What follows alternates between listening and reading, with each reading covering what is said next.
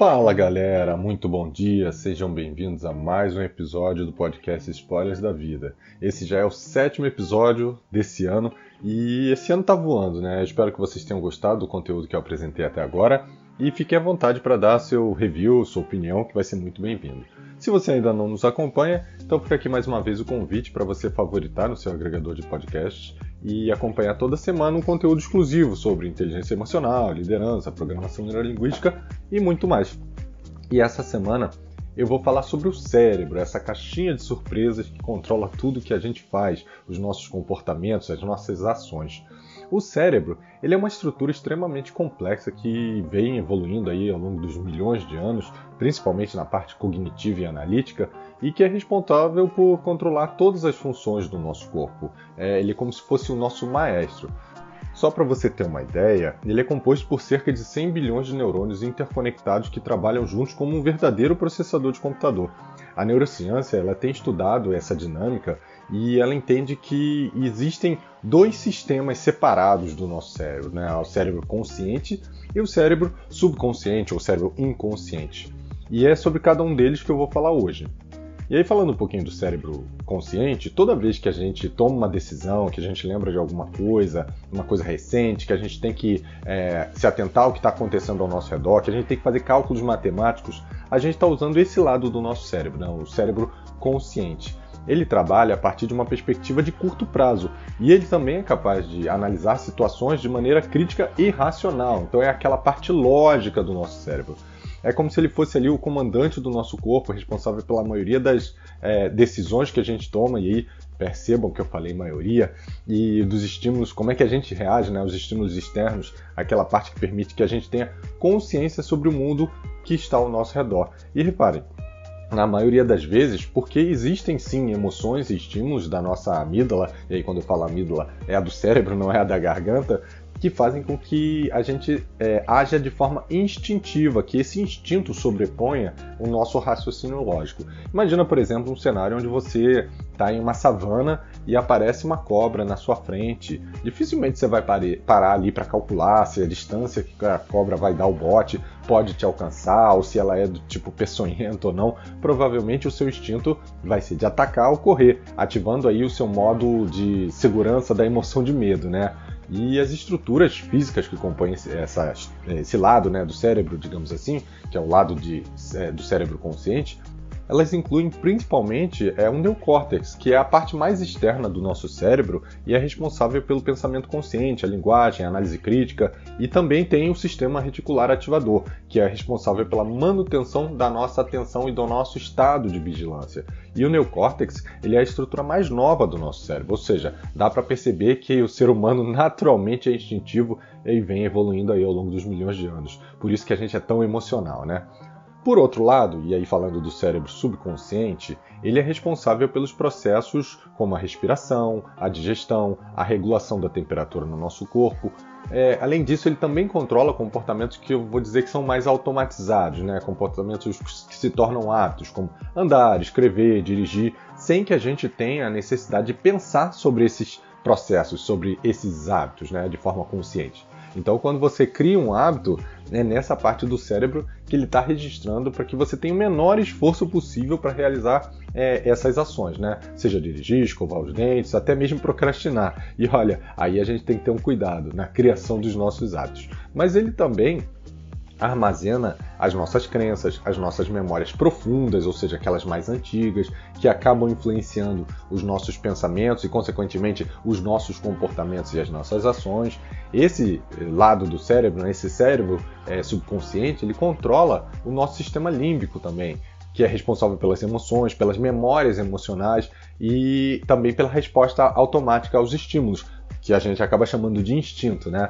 E lembra que eu falei quando o nosso cérebro consciente não está no comando? É aí que entra o sistema límbico, é aí que ativa as emoções e toma as rédeas das nossas ações. E isso tem uma razão muito clara, né? A gente tem que sobreviver, que era o principal foco do ser humano há milhões de anos atrás. Ainda é, mas não com os mesmos critérios, né? Não sobreviver a um ataque de uma fera, não sobreviver a uma possibilidade de morrer ali por uma queda. Então são cenários bem diferentes. Um outro momento onde o nosso cérebro subconsciente entra em atividade é quando a gente está tomando banho, quando a gente está caminhando ou sonhando. Ele está ativado e o nosso cérebro consciente ele acaba entrando no modo aí, um modo de repouso. Isso permite que ele trabalhe em soluções para problemas ou processamento de emoções e memórias que, eventualmente, no lado consciente a gente não ia conseguir ter tanto potencial. Tendo aí um olhar da neurociência, ele é ativado quando a gente entra num estado que se chama de onda alfa, que é caracterizado por uma redução da atividade consciente, ou seja, do pensamento analítico, do pensamento lógico. E o sonho, ele é uma forma bem específica de ativação desse cérebro, que, inclusive, em alguns casos, também é usado para nos enviar soluções de problemas que conscientemente a gente não conseguiu resolver. Quem nunca sonhou com uma solução de um problema, principalmente na área de informática, eu sou da área, então é muito comum. Você sonha e caramba, durante o dia eu não consegui pensar na solução, mas sonhando aqui a solução veio. O difícil, claro, é lembrar da solução no dia seguinte, né? Que aí se a gente não anotar ali na hora e tentar lembrar no dia seguinte, já era. Ah, Bruno, bacana, eu entendi cada um dos sistemas aí, mas qual é o mais importante? Olha, os dois, embora cada um tenha suas próprias funções e responsabilidades distintas, eles são interdependentes. Só para fazer uma analogia, imagina que nós somos computadores. O cérebro subconsciente ele seria o sistema operacional e o cérebro consciente ele seria um software, um aplicativo do computador. Bruno, mas não seria o contrário? Calma, você vai entender a extensão do cérebro subconsciente. O sistema operacional de um computador, resumidamente, ele é responsável por realizar tarefas em background, como gerenciar memórias, tarefas de processamento e a comunicação entre cada um dos dispositivos ali. E assim como o sistema operacional, o cérebro subconsciente ele é responsável por realizar tarefas subconscientes, como a respiração, batimento cardíaco, digestão e a regulação da temperatura corporal. Sentiu a importância dele e como ele é equivalente a um sistema operacional? Já olhando aí para o outro lado, o software ele é responsável por realizar tarefas específicas em um determinado momento distinto, como a edição de um documento, a navegação na web, entre outras coisas, e até os joguinhos, por exemplo.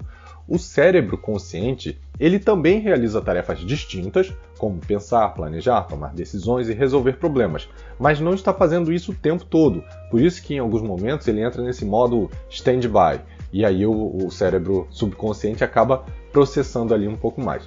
Além disso, o sistema operacional ele tem acesso a todas as informações do computador, assim como o cérebro subconsciente, enquanto o cérebro consciente tem acesso só a um conjunto distinto de informações que geralmente são as informações mais recentes que ele precisa ali para a tomada de decisão. Mas isso é intercambiável, tá? O cérebro subconsciente acaba mandando informações para o lado consciente para que ele possa processar e tomar decisões melhores. Mas eu vou falar daqui a pouquinho. Ah, Bruno, mas eu ouvi que o cérebro subconsciente é aquele responsável pela criatividade. Isso é verdade? Olha, não necessariamente. Ambos os sistemas são importantes. O lado subconsciente ele pode ajudar a gerar novas ideias, soluções inovadoras através do processamento das informações de forma não linear e intuitiva, que é diferente do cérebro consciente. Enquanto o lado consciente ele pode ajudar na avaliação, na seleção e desenvolvimento dessas ideias, ou seja, ele é um validador, é como se fossem realmente duas camadas. A atividade do cérebro subconsciente ela pode ser uma fonte de inspiração e informação para o cérebro consciente, que pode usar aquilo para solucionar os seus problemas, e aí sim, sendo mais criativo, mais inovador, buscando soluções que talvez ali só no raciocínio lógico ele não conseguisse encontrar. E para terminar, eu vou te dar uma visão aqui de como eles conseguem trabalhar juntos. Eu vou contar uma historinha aqui, só para dar um exemplo, tá bom? A Amanda, nossa amiga designer, que não existe, obviamente, aqui é só para vocês entenderem o processo do dia a dia, como funciona. Ela começou seu dia indo aí para a academia. E lá ela usou o cérebro consciente para se concentrar nos exercícios, na respiração, e também usou o subconsciente para controlar seus movimentos automáticos, como por exemplo equilíbrio, postura, e até mesmo relembrar as séries que ela eventualmente vai praticar ali naquele dia. Depois disso, ela pegou seus filhos e foi levar eles na escola, de carro nesse cenário, tá? E aí começou, o cérebro consciente estava atento ao trânsito, à segurança que ela precisava se preocupar. Por outro lado, o subconsciente estava trabalhando em segundo plano, ajudando a encontrar o melhor caminho, ou o caminho mais rápido, era quase que o Waze, né? E dirigindo sem se preocupar com os movimentos. Eu estou passando marcha? O cérebro consciente não se preocupa com isso. Basicamente ele trabalha de forma automática. E aí no trabalho, a Amanda precisou resolver alguns problemas e ela usou o cérebro consciente para pensar de forma estratégica, tomar decisões importantes, mas também recorreu ao subconsciente, que ajudou no foco em soluções criativas, em buscar memórias e experiências antigas para ajudar a inovar, né? Para ajudar a criar coisas novas, mas com informações já existentes.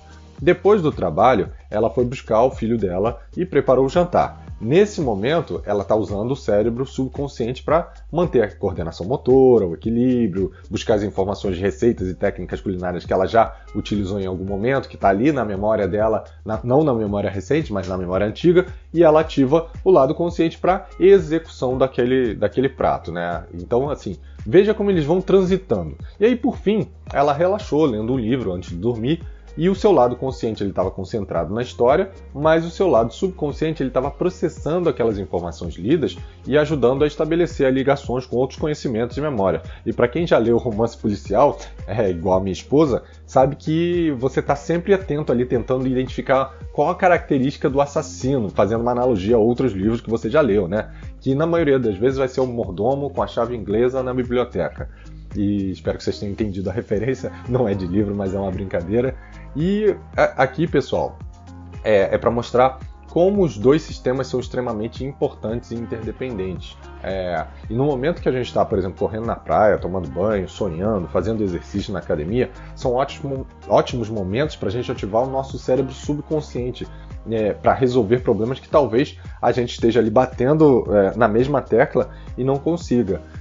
Então é super importante usar também esse lado do cérebro e lembrar que não é só o lado racional que ajuda a resolver os problemas, tá bom? E o tema foi esse, pessoal. Eu espero que vocês tenham gostado. Semana que vem a gente tem outros temas. Se vocês tiverem sugestões, por favor, mande sua sugestão. Se gostou do conteúdo, compartilhe, que assim cheguem mais pessoas. E deixe o seu review. E a gente se vê semana que vem. Até lá. Tchau, tchau, pessoal.